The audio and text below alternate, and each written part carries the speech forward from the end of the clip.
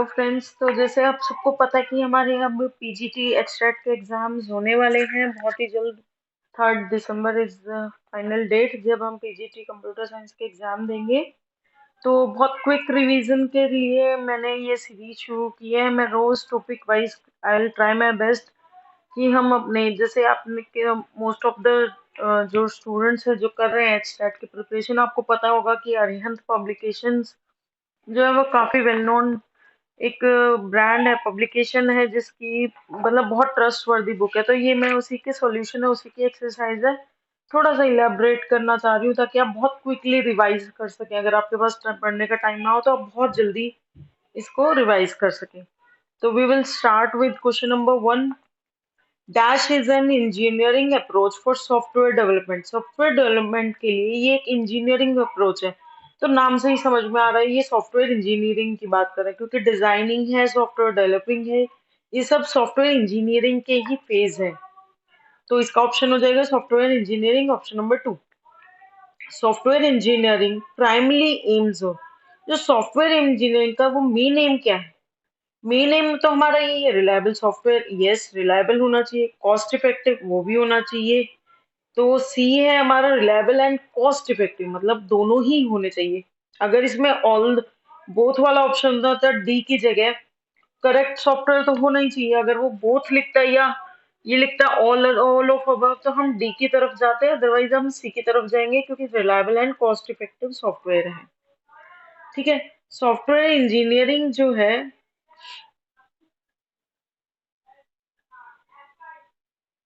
Software engineering is a सब discipline of, सब discipline है। किसका सब डिसिप्लिन है सॉफ्टवेयर इंजीनियरिंग? आपको पता है कि सॉफ्टवेयर इंजीनियरिंग क्या है? एक इलेक्ट्रॉनिक्स इंजीनियरिंग है? नहीं। मैकेनिकल इंजीनियरिंग है? नहीं। सिविल इंजीनियरिंग है? नहीं। वो एक कंप्यूटर साइंस इंजीनियरिंग का पार्ट है, क्योंकि कंप्यूटर साइंस ही तो है हमारा, कंप्यूटर्स में ही हम सॉफ्टवेयर इंजीनियरिंग करते हैं जाके इंजीनियर। ठीक है, तो वो उसका सब डिसिप्लिन है। Software engineering is the, fourth question देखना है, software engineering is the systematic approach to the development, operation, maintenance and retirement of software. ये हमारी इसके अंदर डिस्कशन का कोई मतलब ही नहीं है, क्योंकि ये जो है प्री डिफाइंड डेफिनेशन है जो किसने दी थी, आई ट्रिपल ई स्टैंडर्ड्स ने इसको लाया किया था। जनरली हम अपनी लैंग्वेज में बोल देते हैं कि सॉफ्टवेयर इंजीनियरिंग क्या है, एक सिस्टमैटिक अप्रोच है जिसके अंदर हम डिजाइन करते हैं, डेवलप करते हैं, टेस्ट करते हैं और सॉफ्टवेयर रेडी करते हैं। ठीक है, तो सारी चीजें ये आई ट्रिपल ई स्टैंडर्ड ने डेफिनेशन दी थी। चार्ल्स बेबेज तो फादर है, आपको पता है। इसी तरह बोयर और बेरी बोहेम हमारे हो रहे हैं। हम डिटेल में ही जाएंगे। डैश क्वेश्चन नंबर 5 देखिए, dash mean determining how requirements are realized. तो ये कौन बताता है हमें कि हमारी रिक्वायरमेंट्स है वो कैसे पूरी होंगी? सॉफ्टवेयर कोडिंग नहीं। जब हमें रिक्वायरमेंट बन चुकी होती थी, कोडिंग कब आती है? जब हम सारा कुछ हमारा स्पेसिफाई हो चुका है, हम डिजाइन कर चुके हैं, पेपर्स पे डिजाइन कर चुके हैं, तब हम कोडिंग पर आते हैं। टेस्टिंग वो कोडिंग के भी बाद आती है। जहाँ रिक्वायरमेंट आती है वो हमारी गैदरिंग आती है, रिक्वायरमेंट गैदरिंग का जो फेज होता है। अब इसमें रिक्वायरमेंट गैदरिंग का कोई फेज नहीं है, तो वो हम उसे कंसिडर करेंगे सॉफ्टवेयर डिजाइन, क्योंकि कई मॉडल्स हैं उनमें रिक्वायरमेंट और डिजाइन एक में कंबाइन किया हुआ, तो हम यहाँ पर सॉफ्टवेयर डिजाइन जो हमारा है उसकी तरफ जाएंगे। नेक्स्ट क्वेश्चन देख लेते हैं, क्वेश्चन नंबर 6। क्वेश्चन नंबर 6 क्या कह रहा है? The result of software, software design का जो रिजल्ट है वो क्या होता है? सॉफ्टवेयर डिजाइन ए ऑप्शन है। डॉक्यूमेंट यस, क्योंकि जैसे ये एक प्री डिफाइंड टर्म है, इसके लिए आप ये नहीं करेंगे कि क्या है, इसको हम सॉफ्टवेयर डिजाइन डॉक्यूमेंट ही बोलते हैं। सॉफ्टवेयर डिजाइन रिपोर्ट नहीं बोलते, रिजल्ट नहीं बोलते। सॉफ्टवेयर डिजाइन डॉक्यूमेंट है जिसके अंदर पूरी एक वेल नोन स्पेसिफिक जो आपके स्पेसिफिकेशंस हैं रिक्वायरमेंट्स की, वो सब उसमें फिक्स होती है। इसे हम एसआरडी भी बोलते हैं। हमारा जो सॉफ्टवेयर रिक्वायरमेंट का हमारा बॉन्ड होता है, जो सॉफ्टवेयर रिक्वायरमेंट स्पेसिफिकेशन जो एसआरएस डॉक्यूमेंट होता है, वो हमारा इसी में बनता है। ठीक है, तो इसको हम सॉफ्टवेयर डिजाइन डॉक्यूमेंट या फिर बोलते हैं। Which of the question number 7, which of the following is term to describe a process for planning, creating, texting and developing an information system. एक इंफॉर्मेशन सिस्टम की प्लानिंग करना, उसे क्रिएट करना, उसे टेस्ट करना और उसे डेवलप करना, ये कौन डिस्क्राइब करता है? Information processing cycle? No. Software management process? No. Information process? No. It is software development life cycle. अगर आप एमसी करें तो आपको पता होगा कि ये हम करते हैं सॉफ्टवेयर डेवलपमेंट लाइफ साइकिल। इसको तो आप बेझिझक नाम पढ़ते ही टिक कर सकते हैं। द ऑर्गेनाइज्ड, क्वेश्चन नंबर 8 देखिए, द ऑर्गेनाइज्ड प्रोसेस और set of steps that need to be followed to develop an information system is known as the organized process. एक प्रोसेस है जो ऑर्गेनाइज है या फिर सेट ऑफ स्टेप्स है जहाँ फिक्स है कि यही स्टेप्स हमें फॉलो करने हैं। That needs to be followed, जो जिन्हें फॉलो करना जरूरी है to develop an information system. वो कौन से हो गए हमारे? इसी दोनों क्वेश्चन का आंसर है सॉफ्टवेयर डेवलपमेंट लाइफ साइकिल, लेकिन इन्होंने इस चीज को घुमा के पूछा हुआ है। वहां पे प्लानिंग, क्रिएटिंग, टेस्टिंग दे दिया है, इसमें आपने कहा एक सेट ऑफ स्टेप्स है, उसको आपको फॉलो ही करना है एक इंफॉर्मेशन सिस्टम को बनाने के लिए। तो आंसर हमारा यहाँ पर भी क्या आएगा? Software development system development life cycle या फिर सॉफ्टवेयर डेवलपमेंट लाइफ साइकिल। अब सॉफ्टवेयर डेवलपमेंट लाइफ साइकिल में कितने स्टेप्स होते हैं? हमारे होते हैं 6 स्टेप्स होते हैं। इसके अंदर कौन कौन से 6 स्टेप्स होते हैं आपको पता होगा? हम सबसे पहले कौन कौन से स्टेप्स बताइए जल्दी से। अगर किसी को याद है तो उसे प्लीज कमेंट सेक्शन में जरूर बताइए। अगर आपको नहीं पता है तो हम लोग, आप जनरली क्या करते हैं, आप इसको याद रटने के बजाय आप सोच सकते हैं। देखो, हमें सबसे पहले रिक्वायरमेंट चाहिएगी, फिर हम उसे डिजाइन करेंगे, देन उस डिजाइन को हम इम्प्लीमेंट करेंगे, चाहे पेपर पर या कंप्यूटर के। सपोज हम पावर पॉइंट बनाएंगे, फिर उसे टेस्ट करेंगे कि क्या ये एक्चुअली जो हमारी रिक्वायरमेंट है उस अकॉर्डिंगली वर्क करेगा, बनाएगा, उसको इंस्टॉल करेंगे, उसको चेक करेंगे वो सही कर रहा है या नहीं, और सही कर रहा है उसके बाद हम मेंटेनिंग करेंगे। समटाइम्स वो डिस्कार्ड हो जाता है, हमें नहीं चाहिए वो, तो जरूरत अच्छा नहीं बना है। तो ये सब क्या है? फिक्स स्टेप्स है, मतलब मिनिमम हमारे मैक्सिमम 6 स्टेप्स तो होते ही होते हैं। तो हाउ मेनी स्टेप्स है यहाँ पे? ऑप्शन नंबर सी हो जाएगा हमारा करेक्ट आंसर, 6। ठीक है, नेक्स्ट क्वेश्चन पे जाते हैं हमारे। Question number 10, efficient system requirement analysis is required for। efficient system requirement analysis किस लिए जरूरत होती है? रिवर्स इंजीनियरिंग के लिए, यस। जॉइंट एप्लीकेशन डिजाइन के लिए। जॉइंट एप्लीकेशन डिजाइन क्या होता है? जहां पर बिजनेस रिक्वायरमेंट हमें चाहिए होती है, जितनी भी उसकी रिक्वायरमेंट है कस्टमर की, वाइल डेवलपिंग द सॉफ्टवेयर, उसे कहते हैं जॉइंट एप्लीकेशन डिजाइन। यस, हमें वो भी चाहिए। Traditional system development life cycle तो चाहिए, तभी तो हमें स्टेप्स का पता चलेगा कि हमें क्या क्या स्टेप्स चाहिए। तो यानी इसका आंसर हो जाएगा all of the above. During which phase, किस फेज के अंदर? इन गैदरिंग, एनालिसिस और वैलिडेटिंग एंड स्पेसिफाइंग रिक्वायरमेंट्स। किस टाइम पे होती है ये हमारी? ये तो हमें सब कुछ पता है कि सब कब होती है ये हमारी system requirement gathering and analysis phase. अगर आपको सॉफ्टवेयर इंजीनियरिंग आपने पढ़ी भी नहीं है तो भी आप इस क्वेश्चन का आंसर तो क्वेश्चन पढ़कर ही दे सकते हैं कि गैदरिंग और एनालिसिस, उन्होंने क्वेश्चन में ही पूछा हुआ है कि गैदरिंग और एनालिसिस किस फेज में होगी? जहां सिस्टम रिक्वायरमेंट गैदरिंग एंड, क्योंकि इन्वेस्टिगेशन तो हमारा हो गया टेस्टिंग, गैदरिंग तक के बाद आता है वो। डेवलपमेंट भी जब हमारे पास रिक्वायरमेंट होगी तभी तो हम डेवलपमेंट करेंगे ना, तो इसलिए ऑप्शन नंबर सी। ठीक है, dash is a measure of degree to which the element of module are functionally related. अब यहाँ पर आपको ध्यान देना होगा कि फंक्शनली जो रिलेटेड है वो होती है हमारी कोहिजन, और कपलिंग होती है हमारी कि वो एक दूसरे पे कितना ज्यादा डिपेंडेंट है। जैसे सपोज 2 ग्रुप है तो वो आपस में कितना ज्यादा डिपेंडेंट है, ये हो जाता है। तो जनरली क्या होता है, हम चाहते हैं कि हमारा जो सॉफ्टवेयर हो वो हाईली कोहिजन हो, मतलब वो बहुत ज्यादा फंक्शनली तो एक दूसरे पे डिपेंडेंट हो, रिलेटेड हो, बट वो एक दूसरे पे डिपेंड ना हो बिल्कुल। कि ऐसा नहीं कि वो उनका डाटा शेयर कर रहे हैं, एक दूसरे की क्लासेस है, अगर हम ऑब्जेक्ट ओरिएंटेड में जाए तो एक दूसरे का डाटा भी शेयर कर रहे हैं, उसको चेंज भी कर रहे हैं। ऐसा नहीं होना चाहिए क्योंकि वो एरर ज्यादा करेंगे।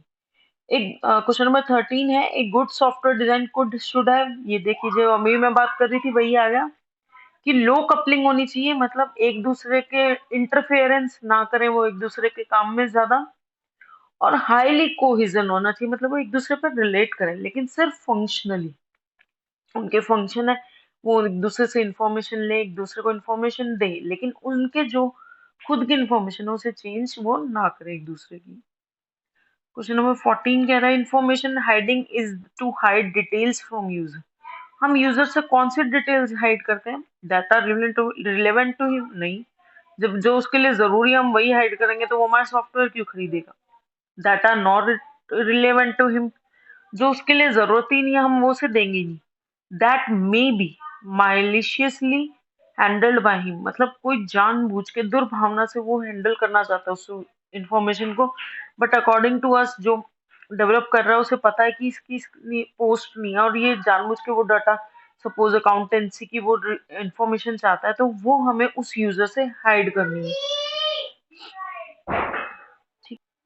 Design phase includes, design phase कौन सा होता है? अब इसमें देखिए ये हमारा फिक्स है स्टेप्स के, डाटा आर्किटेक्चरल इंटरफेस होना चाहिए और उसके बाद प्रोसीजर। पहले तो हम डाटा कलेक्ट करेंगे, उसका एक आर्किटेक्चर डिजाइन करेंगे, उनके बीच में इंटरफेस बनाएंगे कि किस तरीके से वो इंटरफेस को हम डिजाइन करेंगे, किस तरह का हमारा लुकिंग आएगा, और फिर हम प्रोसीजर्स पे बात करेंगे। ठीक है, तो इसका आंसर हो जाएगा डी। यही स्टेप्स हैं हमें फॉलो करने हैं। क्वेश्चन नंबर 16 देखिए, the system requirement analysis is also called. Systematic requirement को एनालाइज करना, उसको हम और क्या कहेंगे? रिक्वायरमेंट स्पेसिफिकेशन करना, यस। पहले गैदरिंग करना, यस। एंड रिक्वायरमेंट कैप्चर यानी उसे लॉक करना कि हाँ अब फाइनल यही रिक्वायरमेंट। तो इसका आंसर आ जाएगा ऑल ऑफ दीज, क्योंकि हमें ये तीनों चाहिए होती है इस एनालिसिस में। क्वेश्चन नंबर 17 कह रहा है एरर डिस्ट्रीब्यूशन कितना होता है रिक्वायरमेंट एनालिसिस में? रिक्वायरमेंट जब एनालिसिस हम करते हैं तो हमें एरर होने के कितने परसेंट चांसेस होते हैं? जनरली ये कंसीडर किया जाता है 20%, बट यहाँ पे रेंज दी हुई है तो हम 20 से 40% इसे काउंट कर सकते हैं, क्योंकि 20% से ऊपर ही होता है almost. How much error distribution in case of coding? Coding के केस में कितना होता है? वो होता है 20 to 50। कई बार बहुत ज्यादा एरर्स आती है जिसे हम अलग अलग स्टेजेस में है वो दूर करते हैं। तो जनरली जो एक फिक्स्ड हमारा क्राइटेरिया होता है वो 20 to 50% होता है। ये दोनों आपको याद रखने पड़ेंगे। इन टेस्टिंग फेज कितना हमारा एफर्ट डिस्ट्रीब्यूट होता है? टेस्टिंग में कितना एफर्ट? तो ये होता है हमारा 50, मतलब रिक्वायरमेंट लेना, उसको डेवलप, उसके लिए डिजाइन तैयार करना और उसको डेवलप करना। तो क्वेश्चन नंबर 20 देखिए, विच of the following is the desirable property of module? Module की एक डिजायरेबल प्रॉपर्टी क्या होती है? वो होती है हमारी इंडिपेंडेंसी। वो हम पहले भी बात कर चुके हैं कि हमें लो कपलिंग चाहिए, मतलब एक दूसरे पे जो डिपेंडेंट हो वो कम होने चाहिए ताकि वो एक दूसरे का डाटा ना डिस्टर्ब कर पाए। टॉप से डाउन पर अगर हम डिजाइन करेंगे तो उसमें क्या नहीं चाहिए? स्टेप वाइज रिफाइनमेंट तो हमें चाहिए, क्योंकि हर, चाहे हम डाउन टू टॉप जाए चाहे टॉप टू डाउन जाइए, हमें स्टेप वाइज तो रिफाइन करना ही होता है। फ्लो चार्ट वो भी जरूरी है, हम फ्लो चार्ट हमेशा टॉप से बॉटम पे डिजाइन करते हैं। मॉड्यूलरिटी, उनमें मॉड्यूलरिटी तो जरूर होनी चाहिए, लेकिन लूप इनवेरिएंट्स ये कोई रिक्वायरमेंट्स नहीं है, मतलब ये जरूरी नहीं है। क्वेश्चन नंबर 22 देखिए, dash strategy relies on decomposing the system into set of interacting function। Interacting function जो आपस में इंटरैक्ट कर रहे हैं, वो एक मतलब कौन सी स्ट्रेटजी है जो ये बताती है कि बहुत बड़े सिस्टम को छोटे छोटे इंटरैक्टिंग आपस में बात करते हुए वाले फंक्शंस में डिवाइड करते हैं, उसे हम कहते हैं फंक्शन ओरिएंटेड। अगर यही ऑब्जेक्ट ओरिएंटेड आ जाता तो वहाँ ऑब्जेक्ट ओरिएंटेड होता था। क्वेश्चन नंबर 23 देखिए, object oriented design is the process of. Object oriented design है वो किस तरह का प्रोसेस है? ये उसी का क्वेश्चन नंबर ऊपर वाले का उल्टा पूछा हुआ है इन्होंने। प्लानिंग एक सिस्टम ऑफ इंटरैक्टिंग ऑब्जेक्ट, जो ऑब्जेक्ट आपस में बात कर सके वो होती है ऑब्जेक्ट ओरिएंटेड डिजाइन। जो फंक्शंस आपस में डाटा शेयर कर सके, इंटरैक्ट कर सके, वो होती है function oriented design. Question number 24 है, the dash model remain operative until the software is retired. जब तक हमारा सॉफ्टवेयर खत्म नहीं होता तब तक जो मॉडल काम करता रहता है वो होता है हमारा स्पाइरल मॉडल, क्योंकि ये 360 डिग्री के एक राउंड में ये पूरे फेज में काम करता है। इसके कॉन्टिन्यूसली रिस्क फैक्टर को भी देखता रहता है और उसके ऊपर काम करता रहता है। क्वेश्चन नंबर 25 कह रहा है, executing the same test by case giving the member of inputs on some build code. जब एक टेस्ट है जो हम एक दो बार कर चुके हैं वही हम बार बार करते रहे, giving the member of the inputs on the same build पे देंगे, उसे हम कहेंगे रीटेस्टिंग। ठीक है, रिग्रेशन टेस्टिंग होता है, कॉन्टिन्यूस टेस्टिंग एडहोक है, सैनिटी है कि, लेकिन रीटेस्टिंग क्या है कि हम सेम टेस्ट को बार बार टेस्ट कर रहे हैं टेस्ट केस को। क्वेश्चन नंबर 26, स्पाइरल मॉडल किस चीज में डिवाइडेड है? 4 तरह के टास्क रीजन में डिवाइड होता है, मतलब जो हमारे सेक्टर जिसे हम बोलते हैं, एक साइड तो इसका कॉस्ट होता है, और आर्क होती है वो कॉस्ट होता है, और उसके पूरे सर्कल को इन्होंने 4 सेक्टर में डिवाइड किया हुआ है। ठीक है, ये फिक्स है। आपको अगर आप स्पाइरल मॉडल की डायग्राम देखेंगे तो आपको इजीली क्लियर हो जाएगा ये चीज। तो डीबगिंग क्या होता है? Finding and correcting errors in the program code. यही होती है हमारी डीबगिंग की, फाइंड करनी है एरर कहाँ पर है और फिर उसे करेक्ट करना है। ठीक है, व्हाइट बॉक्स सेपरेट टेस्टिंग है, उसे कई बार हम ग्लास बॉक्स टेस्टिंग भी कहते हैं। ये क्वेश्चन बहुत इंपॉर्टेंट है, बहुत बार रिपीटेड हुआ है, काफी सारे एग्जाम्स में आया है, तो आप ये ध्यान रखना। और ब्लैक बॉक्स टेस्टिंग को हम क्या कह सकते हैं? बिहेवियरल टेस्टिंग, क्योंकि हम उसमें उसका सिर्फ बिहेवियर चेक करते हैं, वो कैसे काम कर रहा है, उसके अंदर हमें इंटरनली उसकी फंक्शनिंग का नहीं पता होता, हम सिर्फ बाहर के इंटरफेस को देख के, केसेस देख के उसके अंदर उसका आउटपुट चेक करते हैं। The object, question number 30, objective of testing. Objective क्या होता है? Obviously the uncover error, to uncover error, error ही तो दूर करेंगे ना हम। डीबगिंग तो क्या है कि हमें एरर आ गई है, उसके बाद हम उसको चेक करके ठीक कर रहे हैं, लेकिन मेन टेस्टिंग का एरर क्या, टेस्टिंग का ऑब्जेक्टिव क्या होता है कि हमें एरर निकालनी है, किसके अंदर एरर्स है, फिर हम उसके बाद जाते हैं कि एरर क्या है और कैसे करेक्ट करना है। Choose the right sequence of SDLC. ये एसडीएलसी का आपका राइट है, क्या होता है? रिक्वायरमेंट होनी चाहिए, फिर डिजाइन होगा, कोडिंग होगा, टेस्टिंग होगा, ये आपको सबको पता है। अगर आप पीजीटी के लिए जा रहे हैं तो आपको ये तो बहुत इजी क्वेश्चन है। विच of the following is the phase of red model? Red model के कौन कौन सी फेज होते हैं? Business modelling, data modelling and application generation. Yes, all of the above, ये तीनों चीजें होती है। उसके अंदर डाटा भी मॉडल होता है, उसके अंदर बिजनेस भी बनता है, और फिर उसके अंदर एप्लीकेशन बनाई जाती है। क्वेश्चन नंबर 33 देखिए, the dash mining technique derives rules from real world case example. वो कौन सी होती है जो डाटा माइनिंग करती है? Data mining technique derives rules निकालती है फ्रॉम रियल वर्ल्ड केसेस, जो रियल वर्ल्ड में हो रहे हैं जो केसेस, उनको कहते हैं केस बेस्ड रीजनिंग। क्योंकि वाटरफॉल मॉडल हमारा पुराना फिक्स है, जिसमें हम सब कुछ स्पेसिफिक रिक्वायरमेंट्स होते हैं उन्हीं के ऊपर काम करते हैं, वाटरफॉल भी, रेड भी और व्हाइट बॉक्स भी। तो एक केस बेस्ड रीजनिंग होती है जो रियल वर्ड एग्जाम्पल होते हैं उनके ऊपर काम करती है। The dash model remains operative until the software is required. जब तक हमारी जो सॉफ्टवेयर है वो रिक्वायर्ड होते हैं, यानी रिटायर हो या रिक्वायर्ड हो, दोनों ही केसेस में स्पाइरल मॉडल है वो कंटिन्यूअस ऑपरेट रहता है, क्योंकि उसमें रिस्क फैक्टर रहता है। अगर वो कहीं पे भी उसके अंदर कोई भी दिक्कत आएगी, वो उसी टाइम उसको ठीक करेगा, रिस्क पर काम करता है। Dash is present in spiral model. Spiral model में कौन सा होता है? रिस्क एनालिसिस, ऑब्वियसली, क्योंकि मेन जो बेस है स्पाइरल मॉडल का वो रिस्क एनालिसिस ही है। The approach used in top down analysis and design is. कौन सी टॉप डाउन एनालिसिस में कौन सी अप्रोच यूज की जाती है?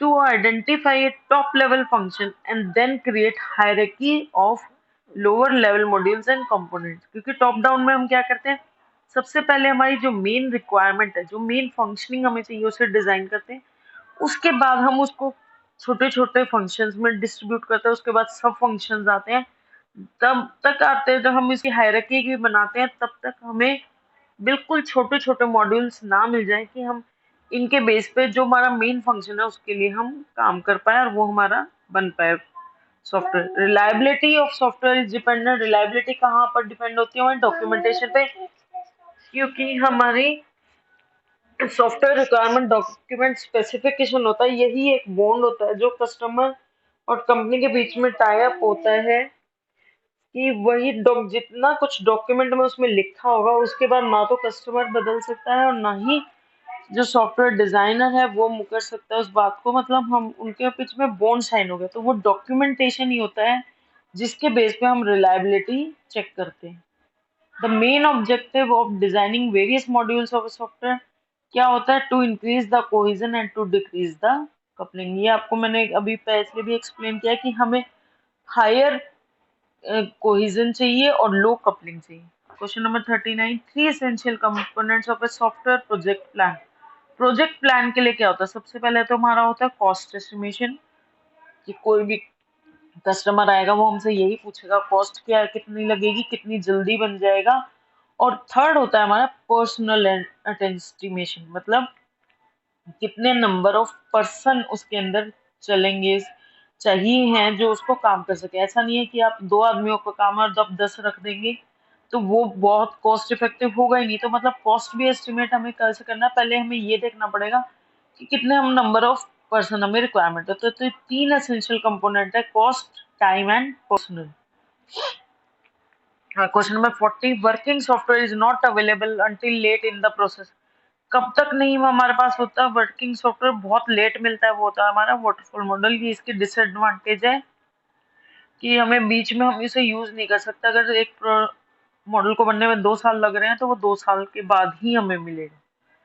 Equivalence partitioning is a dash testing method that divides the input domain of a program into classes of data from which test case can be derived। तो ये question कौन सा है, ये डेफिनेशन है हमारी ब्लैक बॉक्स टेस्टिंग की। कि मतलब हम ब्लैक बॉक्स टेस्टिंग में क्या करते हैं, हमें अंदर इनपुट डोमेन जो है उसका नहीं पता, उसको हम क्लासेस ऑफ डाटा में डिवाइड करते हैं। कि हमें सपोज हमें पता है कि मैं किस तरह का डाटा दूंगी। अगर उन्होंने पूछा है कि क्लास क्या है, जानबूझकर कि हमें पता है कि भाई 12th क्लास तक ही स्कूल है, मैं उसमें 13 वैल्यू डालूं। तो ये क्या होता है कि हमें इंटरनली नहीं पता कि वो क्या एरर शो करेगा, या उसके अंदर इसका कुछ प्लानिंग किया गया है कि नहीं किया गया है, कि अगर यूजर गलत एंटर करे तो इनपुट डोमेन को हम अलग अलग, कभी 13 डालेंगे, कभी उसके बीच का डालेंगे, कभी कोई सपोज 10 इनपुट लिया हम, कभी 9 इनपुट गलत डालेंगे या कभी 1-2 डालेंगे। तो क्या होता है वो क्लासेस ऑफ डाटा में डिवाइड करता है, जिससे हमें टेस्ट केसेस मिले बहुत सारे।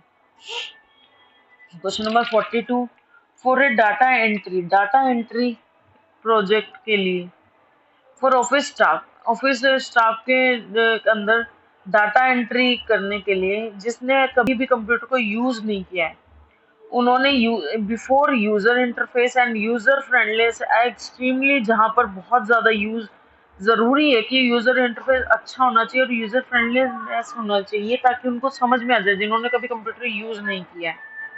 तो वो किस में होगा, वो होगा हमारा प्रोटोटाइपिंग में। क्योंकि इसमें बार बार क्या होगा, हम छोटा सा प्रोटोटाइप बनाएंगे, अगर वो यूजर एक्सेप्ट कर रहा है ठीक है, अदरवाइज हम दोबारा डिजाइन फेज पर जाएंगे। तो कॉन्टिन्यूसली हमारा छोटे मतलब छोटे लेवल के प्रोटोटाइप क्या होता है, क्लोन जिसे आप समझते हैं, क्लोन बनाएंगे। तो कॉन्टिन्यूसली हम यूजर की जो है परमिशन लेंगे। एंड एसआरएस क्या होता है, सॉफ्टवेयर रिक्वायरमेंट स्पेसिफिकेशन। इस पे भी क्वेश्चन आ सकता है, अगर आपसे फुल फॉर्म पूछी जाए तो क्या होती है एसआरएस, सॉफ्टवेयर रिक्वायरमेंट स्पेसिफिकेशन। ये क्या होता है, and establishes the basis for agreement between client and supplier, yes. Provide a reference for validation of final product, yes, क्योंकि उसी पे साइन होगा, तो जो उसके अंदर लिखा है वही हमें वैलिडेट करेगा, वही उसकी। Is a pre requested to high quality software, जो सॉफ्टवेयर डेवलपर है वो भी उसके अंदर कमिट करता है कि मैं जो वो proper software. Management of software development is dependent upon, management जो है सॉफ्टवेयर डेवलपमेंट की वो किस पर डिपेंड होती है, पीपल पर, प्रोडक्ट पर और प्रोसेसेस पर। Yes, all of the above, क्योंकि ये तीनों इसके अंदर बहुत ज्यादा जरूरी हैं। Which is not a software life cycle model, इनमें से कौन सा नहीं है, स्पाइरल हम पढ़ चुके हैं, वाटरफॉल, प्रोटोटाइप, लेकिन कैपेबिलिटी मैच्योरिटी मॉडल इसके अंदर नहीं आता। वाटरफॉल मॉडल कहाँ पर सुटेबल नहीं है, जहां पर बार बार चेंज हो, क्योंकि वाटरफॉल मॉडल मतलब पानी एक बार ऊपर से गिरना शुरू हो गया तो आप उसको बदल नहीं सकते, अगर वो डिजाइन फेज में आ गया तो आप रिक्वायरमेंट फेज पर वापस नहीं जा सकते। आरएडी स्टैंड्स फॉर, ये इसकी फुल फॉर्म है रैपिड एप्लीकेशन डेवलपमेंट।